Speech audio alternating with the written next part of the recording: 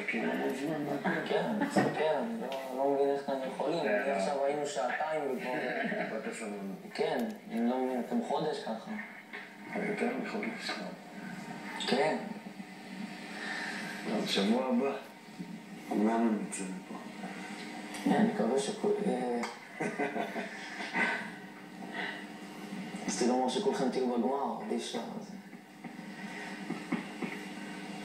אבל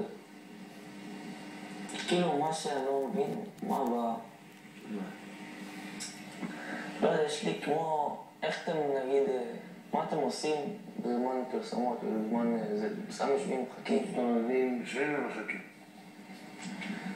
כי, כאילו, מוכן אותנו לכמה דקות, כמו שאתה רואה בבית, ואז עוברים לפרסומות, או שמראים לכם חלק ממה שקרה כאן במהלך השבוע. בזמן הזה אנחנו פשוט יושבים וממתינים. אבל צופים בערוץ של ה-26 או רק כן. כל הזמן? אז ב-26 כשכאילו יש בערוץ 2 אז לא רואים כלום בערוץ 26, נכון? נכון. כן, אז אנחנו פשוט מסתובבים, מחכים לעלות לשידור עוד פעם.